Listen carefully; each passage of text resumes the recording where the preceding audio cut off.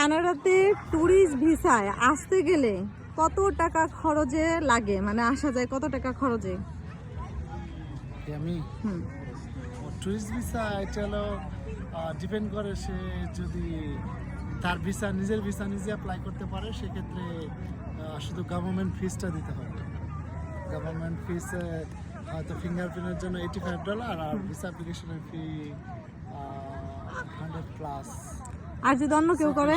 কেউ করলে সেটা হলো ডিপেন্ড করে তার সাথে কত ডিলিং করতেছে, ডিলের মাধ্যমে। ডিলের মাধ্যমে কেউ 500 টাকা করে দেয়, কেউ ফ্রি করে দেয়, কেউ 2000 না, কেউ 3000 না। এটা অনেক ডকুমেন্ট সাবমিট করতে হয়, অনেক কিছু কম্পাইল করতে হয়। আর টাকা পয়সা বেশি লাগে না, কিন্তু টাকা পয়সা প্রুফ দেখাইতে হয়, লিকুইড মানি দেখাইতে হয়, ব্যাংক স্টেটমেন্ট, ভ্যালু আর কি, প্রপার্টি ভ্যালুয়েশন, তারপর লিকুইড গোল্ড, এগুলা সব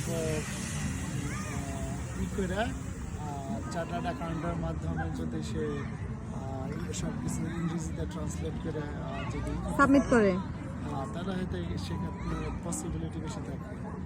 ওকে।